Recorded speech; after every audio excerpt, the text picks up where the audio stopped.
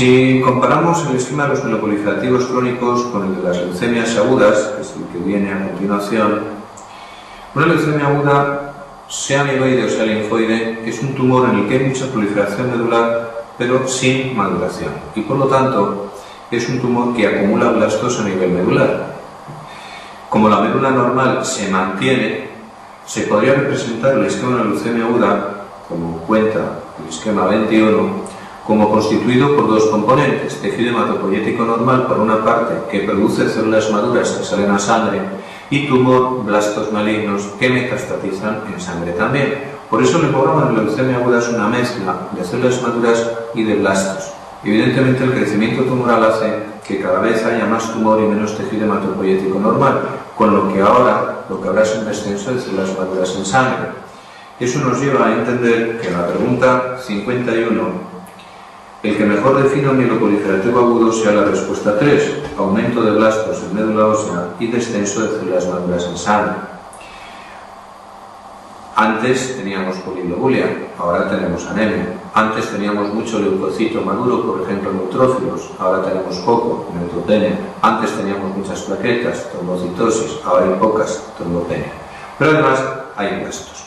Volviendo a ese esquema 21, si nos preguntan qué porcentaje de blastos tiene la médula ósea en la leucemia aguda, nuestra respuesta, como está en el esquema, es de al menos un 20% con los criterios actuales de la OMS. Pero advirtamos que si la pregunta se traslada a la sangre, ¿qué porcentaje de blastos tiene en sangre una leucemia aguda? La respuesta es que este es variable, pudiendo oscilar desde la inexistencia, 0% de blastos, en cuyo caso hablamos de leucemia aleucémica, hasta una totalidad, hasta un 100%. Conociendo, como también el esquema plantea, que la existencia de al menos un 20% de blastos en sangre ya es diagnóstica de leucemia aguda en los criterios actuales de la OMS, si acudimos a las preguntas 53 y 54, veremos que con ese porcentaje de blastos de 95 y 90% respectivamente, el diagnóstico de leucemia aguda es seguro, independientemente de que esto pudiera ser también una leucemia aguda linfoide, puesto que no se refieren las características del blasto. Quiero decir que si las respuestas número 3 de ambas preguntas, en vez de poner leucemia amiloide aguda, pusiesen leucemia linfoide aguda, también las aceptaríamos como respuesta válida de la pregunta.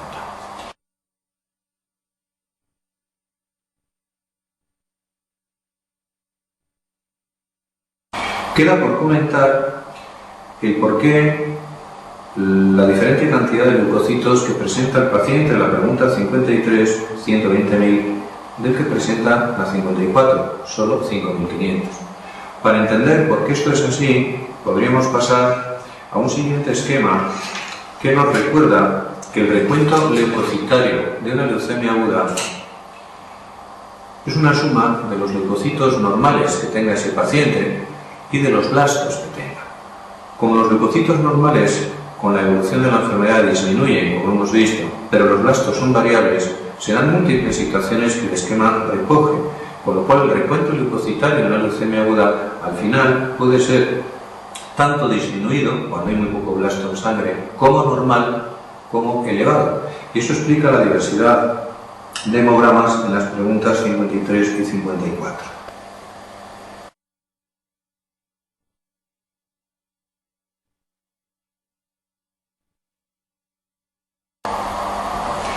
Observemos nuevamente lo que ha sucedido en las preguntas 53 y 54 cuando hemos visto el porcentaje de blastos de ambos hemogramas, que nuestra respuesta automáticamente es que el paciente tiene leucemia aguda, es decir, no hemos necesitado más información que el porcentaje de blastos para contestar. ¿Qué sucedería si quisiésemos trasladar la misma forma de actuación a las preguntas 52 y 55? Quiero decir, mirar solo el porcentaje de blastos para saber qué patología tiene el paciente. Pues sucedería que no podríamos saberlo porque un pequeño porcentaje de blastos es posible en diversas enfermedades. A ello se refiere el esquema 23, que cuenta patologías que pueden tener una pequeña proporción de blastos sanguíneos, como los que reflejan esos hemogramas. Obviamente la lista empieza por leucemias agudas, tanto amiloides como linfoides, puesto que hemos advertido que una leucemia aguda puede tener cualquier proporción de blastos en sangre. Y continúa con una enfermedad que todavía hemos discutido, que es la leucemia amiloide crónica. y que hay que hacer un inciso para aclarar lo siguiente. Se supone que la leucemia amiloide crónica es un síndrome mieloproliferativo crónico, y con esa perspectiva se supone a su vez que esto es un tumor en el que existe maduración. Entonces la pregunta lógica es ¿y por qué hay blastas en sangre? La particularidad de este tumor es que, comportándose como mieloproliferativo crónico y por tanto teniendo una gran cantidad de leucocitos mieloides maduros en sangre, fundamentalmente neutrófilos, pero también eosinófilos, repito, la particularidad de este tumor es la posible salida a la sangre de células que no han terminado su maduración. Células como los mielocitos, fundamentalmente, los metamielocitos e incluso los blastos. Por eso el hemograma de una leucemia amiloide crónica puede reflejar todo el espectro madurativo, casi todo el espectro madurativo de la estrella blanca amiloide en sangre, desde el blasto hasta el neutrófilo, pasando por células de maduración intermedia. Bien, esto sería suficiente para encuadrar la amiloide crónica en este esquema de diagnóstico diferencial de patologías que tienen algún blasto en sangre. Y la lista obviamente termina con los síndromes mielodisplásicos con exceso de blastos, dentro de los que está incluida la leucemia mielomonocíclica crónica. Por eso, cuando acudimos a la pregunta 56, no hay blastos en sangre periférica, reconoceremos que hay dos leucemias crónicas que tienen o pueden tener blastos en sangre, la amiloide y la mielomonocítica, pero no la tercera, la linfática crónica, que es la contestación de la pregunta. La linfática crónica, todas las células son maduras. Bien, partiendo de este esquema, si retrocedemos a la pregunta 55 y quisiéramos saber qué enfermedad tiene ese paciente que tiene un 3% de blastos en sangre, mirando solo esa información, este esquema nos dice que con 3% es posible cualquiera de esos diagnósticos.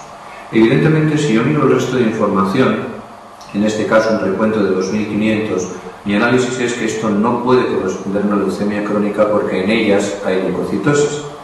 Por eso lo que me están preguntando puedo contestarlo. No es una leucemia amiloide crónica.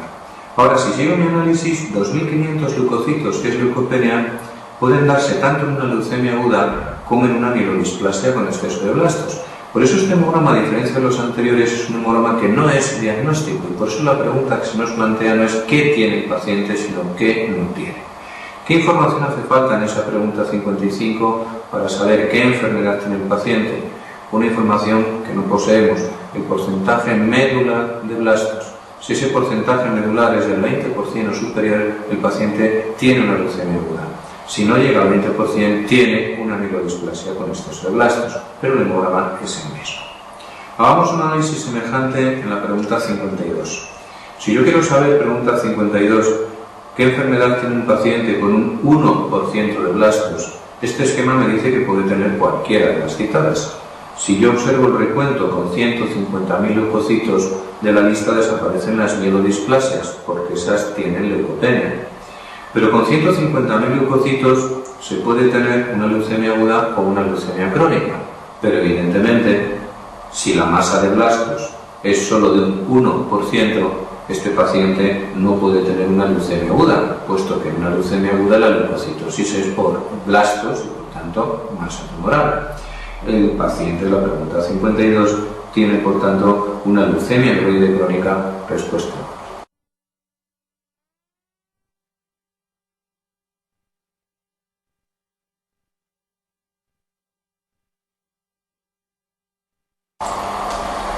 Bueno, retrocediendo hemos visto que un síndrome mieloproliferativo crónico se caracteriza por un aumento de células maduras en sangre.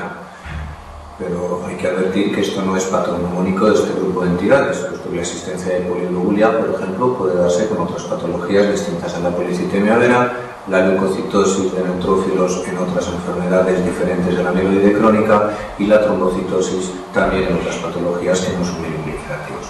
Por eso, en el análisis de las enfermedades que ahora vamos a considerar como principales para el MIR dentro del grupo de mieloproliferativos crónicos, las vamos a hacer también comparativas con otras patologías que se le pueden parecer, donde hay que hacer diagnósticos diferenciales. Así sucede, por ejemplo, con las polileugulias, que es el tema que nos ocupa de la pregunta 57 en adelante. Evidentemente, la primera información que se posee de un paciente con polileugulia es su hemograma. Pero cuando vemos que en el hemograma existe una información sobre un incremento de los hematíes, hay que entender que este incremento de hematíes se refiere a un incremento de concentración, como el esquema 24 refleja. Este aumento de concentración puede a su vez verse en un aumento real del número de hemátides, que sería la primera posibilidad, o en una segunda posibilidad, que sería el que no habiendo aumento del número de hemátides esté disminuyendo el volumen plasmático. Evidentemente esta segunda situación no es una poliglobulia real, estaríamos ante una poliglobulia falsa. Pero podríamos contemplar una situación curiosa que este esquema también representa, y que sería que el hemograma no detecte un aumento real del número de hemátides, sino que haya circunstancia en la que haya a la vez un aumento del volumen plasmático en la misma proporción. Estaríamos entonces ante una poliglobulia enmascarada. Esta situación se da excepcionalmente en la policitemia vera. La policitemia vera antes dijimos que aumentaba las 3 series sanguíneas. Ahora habría que añadir que también aumenta el volumen plasmático. Si aumentan en la misma proporción los hematíes que el volumen de plasma, el hemograma no reconoce aumento del hematocrito. Por lo tanto, estaríamos ante una policitemia enmascarada. El paciente podría tener incluso clínica trombótica y el hemograma no reconocer poliglobulia. A ello se está refiriendo la pregunta 58. Lo que es falso en la policitemia vera es que el volumen plasmático respuesta 4 esté disminuido, porque de hecho está incrementado y puede producir este hemograma curioso que estamos comentando. Vale. Evidentemente, entonces, retrocediendo, el diagnóstico de poliglobulia exigiría la medición de la masa eritrocitaria. Bien es verdad que con hematocritos en el hombre superiores a un 60% y en la mujer a un 56%, la masa eritrocitaria está incrementada prácticamente siempre. Bien, si entramos en un diagnóstico diferencial de poliglobulias, como este esquema refleja, podríamos diferenciar entre poliglobulias producidas por neoplasias medulares, primer grupo, de las cuales la única interesante sería la policitemia vera, o bien las que son secundarias a estímulos. Esos estímulos podrían ser la eritropoyetina, que es el habitual, o bien, por ejemplo, los andrógenos, que es otro tipo de estímulo que me ha preguntado. En la policitemia vera habría que recordar que no hay aumento de EPO en suero, se dice que hay un crecimiento endógeno de colonias eritroides. El aumento de la EPO puede ser o bien por hipoxia, como señala el esquema, o bien por masas que producen eritropoyetina. Esas masas podrían ser tanto benignas como malignas. A ello se está refiriendo la pregunta 57. Poliglobulia secundaria a neoplasias que se hereda eritropoyetina al plasma. Evidentemente, la más frecuente, por razones obvias de fisiología, sería la renal, es decir, respuesta 1. Justo la gran parte de la EPO se sintetiza y se hereda desde arriba. Si comparamos el diagnóstico diferencial, ¿qué nos ayudaría? Pues volviendo al esquema, dentro de las situaciones de aumento de EPO por hipoxia, habría que recordar que las más frecuentes en nuestro medio son las secundarias a hipoxemia, aunque pueda haber otras, por ejemplo, como neumopatías de alta afinidad, trastornos circulatorios, etcétera, etcétera. Bien, a la hora del diagnóstico diferencial, al que se refieren las preguntas 58 y 59, habría que recordar que todos los pacientes con poliglobulia, por el hecho de tener poliglobulia, tienen manifestaciones clínicas en común. Luego, eso no sería la base del diagnóstico diferencial. Me estoy refiriendo a sangre espesa que circula mal, se puede encontrar trastornos circulatorios en todo paciente con poliglobulia, se puede encontrar zonas isquémicas en todo paciente con poliglobulia, sangre espesa que puede hacer tensión, aumento de presión en vasos, puede haber aumento de tensión arterial en todos ellos. Lo que es diferente serían parámetros específicos o propios de cada patología. Volviendo al esquema, por ejemplo, en pacientes que tengan una masa productora de EPO, obviamente un caso clínico llevará información relativa a una masa en las técnicas de imagen, en la exploración física.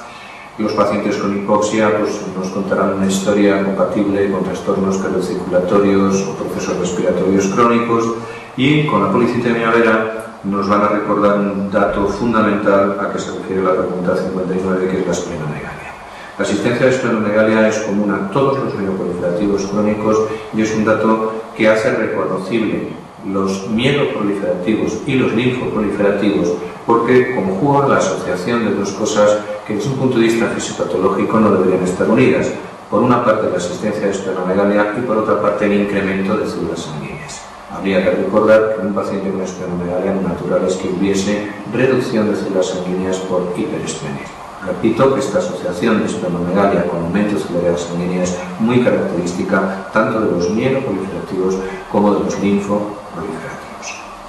La pregunta 60 nos recuerda que estando como estamos en una mielopatía clonal, aquí puede haber cambios y de hecho la policitemia vera se puede transformar. Esa etapa de transformación o metamorfosis a la que se refiere la pregunta 60 es producida por una fibrosis medular que semeja a lo que llamamos una mielofibrosis primaria o mielofibrosis con metaplasia mieloide. Por eso digamos que la etapa final de la policitemia vera en su transformación o la mielofibrosis con metaplasia mieloide es un proceso semejante. Es un proceso semejante donde la médula se fibrosa, dando lugar a una reducción de células en sangre progresiva. Y por eso podemos entender, pregunta 60, que lo que no es característico de la policitemia vera transformada sería la respuesta 1, un incremento del hematocrito. La mielofibrosis, respuesta 3, queda comentada. ¿Y de dónde procede el incremento de la hepatosplenomegalia? Pues de lo que dice la respuesta 4, de una metaplasia mieloide, es decir, de la producción de tejido hematopoyético en órganos distintos de la médula, fundamentalmente el bazo que crece de forma exagerada, esplenomegalia masiva, hepatomegalia moderada. En la pregunta 61 incidimos en un concepto que es cualquier mielopatía clonal puede evolucionar en leucemia aguda, pero ahora llega el momento de afinar. ¿En qué patologías esta evolución es frecuente? Pues realmente solo en dos. Por una parte, en la respuesta a la pregunta, leucemia mieloide crónica, esa enfermedad que ahora veremos tiene una tendencia natural a terminar en leucemia aguda, y también, como ya sabíamos de antes, las mielodisplasias con exceso de blastos. Es decir, las únicas mielopatías clonales donde la evolución en leucemia aguda es frecuente, repito, son la leucemia mieloide crónica y las mielodisplasias con exceso de blastos. Hemos hablado de fibrosis medular, pero la fibrosis medular es compartida por la fase final de la policitemia vera, por la mielofibrosis primaria y con multitud de patologías medulares que provocan de forma reactiva una fibrosis en la médula. Por eso la lista, pregunta 62, de enfermedades que fibrosan la médula, obviamente es larguísima. Entre ellas, obviamente, a su vez, no va a estar, y será la respuesta a la pregunta, la aplasia, porque ya entendimos que la aplasia medular es una médula grasa sin tejido hematopoyético, no es una médula fibrótica.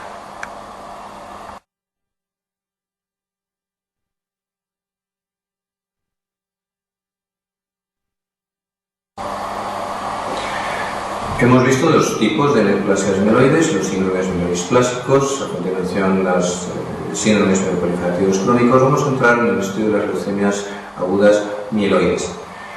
Pero en este tema vamos a incluir también las leucemias agudas linfoides, aunque sean neoplasias linfoides, lógicamente, puesto que tienen caracteres comunes. De hecho, hemos empezado ya antes a contar qué es una leucemia aguda, cómo se define, cómo es la médula ósea de la leucemia aguda, cómo son los hemogramas, posibles hemogramas, leucocitosis, leucopenia, leucotricocitario normal. Por lo tanto, todo eso sería común tanto a leucemias agudas mieloides como linfoides. El tema de las leucemias agudas mieloides, siendo complejo, se simplifica de forma importante de cara al MIR, puesto que de cara al MIR hay que tener ideas generales del tema sin ser necesaria la profundización. Gran parte de los datos que hay que conocer en las leucemias agudas son datos memorísticos, sobre los que no vamos a hacer especial incidencia en las preguntas siguientes, puesto nos vamos a concentrar más bien en aspectos de hacer entendible un tema complejo. ¿Por qué hay tantas formas de leucemia aguda? Pues porque hay diversas formas de blastos fisiológicos. El esquema 28 recuerda que derivados de esos blastos fisiológicos vienen diversas formas de leucemia aguda. Todo comienza en la médula ósea con una célula pluripotencial que es capaz de autorrenovarse, pero también de diferenciarse en progenitores, tanto mieloide como linfoide. Del progenitor linfoide vendrán todas las células linfoides del organismo y del mieloide todas las células mieloides en sus tres líneas, roja, blanca y plaquetaria, con precursores ya específicos de cada serie. El precursor de la serie roja, que podríamos denominar eritroblasto, el de la serie blanca, que podríamos denominar mieloblasto, y el de la plaquetaria, el de la carioblasto. Todo esto son blastos, y alguna célula más que ahora comentaremos. Por eso cada una de esas células al malinizarse puede generar leucemias diferentes. La clasificación actual de las leucemias agudas es la clasificación de la OMS, que está basada en una clasificación más comprensible utilizando este esquema que tenemos en el número 28, que sería la clasificación de la FAB. Esta clasificación pone una letra M o L a la leucemia, si es mielo o linfo, y un número, de tal manera que, como se ve en el esquema, La valoración empieza con el progenitor mieloide al que cae el número 1. El número 2 le cae al precursor mieloide, al mieloblasto. El número 3 corresponde a una leucemia que es la promielocítica, que se caracteriza porque además de tener blastos tumorales, mieloblastos leucémicos, tiene promielocitos. Las variantes M4 y M5 tienen monoblastos. Esas leucemias se diferencian entre sí en que en la M5 el monoblasto es la única célula tumoral y en cambio en la M4 sucede algo parecido a lo que ha sucedido en la M3. Esa variante leucémica tiene dos células tumorales, el mieloblasto y el monoblasto. Por eso es una leucemia con un nombre compuesto, una leucemia aguda mielomonoblástica.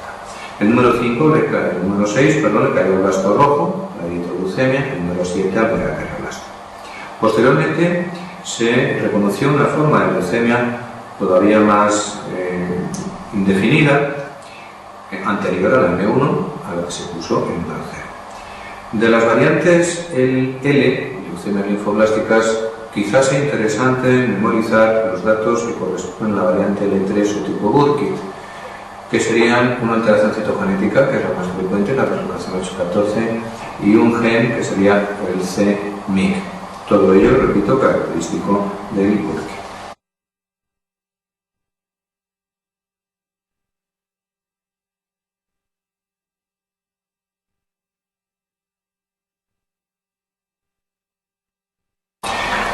Entendida la diversidad, la variación de las leucemias agudas, entraríamos en un aspecto más sencillo que sería la valoración del paciente. ¿Cómo es un paciente que tiene una leucemia aguda?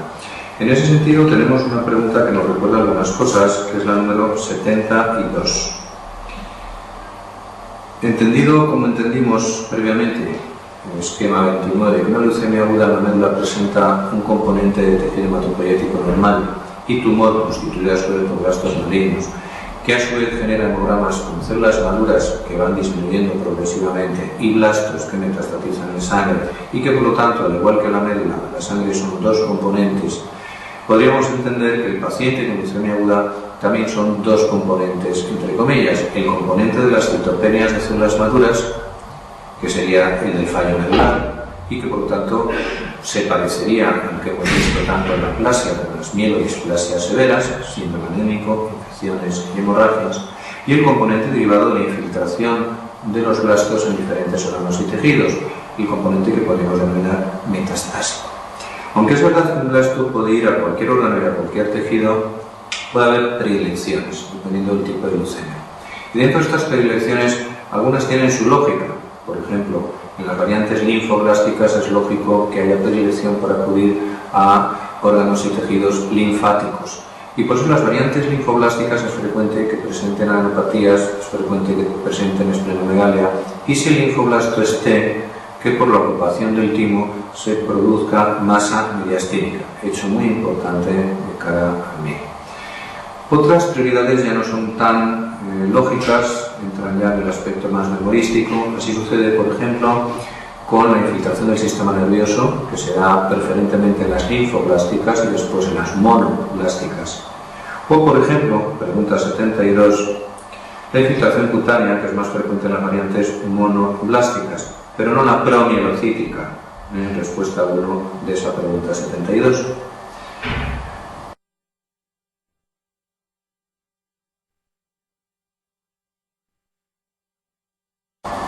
Más aspectos en los que se puede resumir el tema de las leucemias agudas. Con el esquema siguiente valoraríamos la visión general del tratamiento de las leucemias agudas. El tratamiento de la leucemia aguda, según ese esquema, podría realizarse con una quimioterapia que estamos llamando en este esquema convencional, fármacos habituales y dosis habituales, o bien con trasplante de progenitores hematopoyéticos. Bien conocido es que este segundo tratamiento tiene más posibilidades de curar leucemias agudas de mal pronóstico. ¿Por qué eso es así? Eso puede deberse a dos motivos que este esquema refleja. El primero es que antes de la introducción de la nueva médula ósea, antes del injerto, hay que erradicar el tumor. Habitualmente con dosis de quimioterapia y o radioterapia, lo que se denomina el régimen de acondicionamiento del trasplante, que suelen ser superiores a las dosis convencionales. Por eso, de la propia comparación, este segundo tratamiento se entiende que por ser más agresivo tiene más posibilidades de curación, pero al mismo tiempo también más posibilidades de mortalidad por ser un tratamiento más agresivo. No todos los pacientes requieren entrar en una manera de tratamiento tan agresivo. Las leucemias de buen pronóstico pueden tratarse con quimioterapia convencional. La segunda explicación de que el trasplante pueda curar las leucemias de mal pronóstico con más posibilidad que una quimioterapia convencional se da exclusivamente en el allotrasplante y es un efecto inmunológico contra leucemia. Es decir, los linfocitos T alogénicos son capaces de aniquilar células tumorales. Siendo esa la buena noticia, la mala noticia es que no discriminan lo que es tumor de lo que es tejido normal y por eso la parte negativa del allotrasplante es la enfermedad de injerto contra huésped, que es la causa más frecuente de muerte. Como se trataría de limitar la enfermedad de injerto contra huésped y de favorecer el efecto antileucemia. Dentro de los fármacos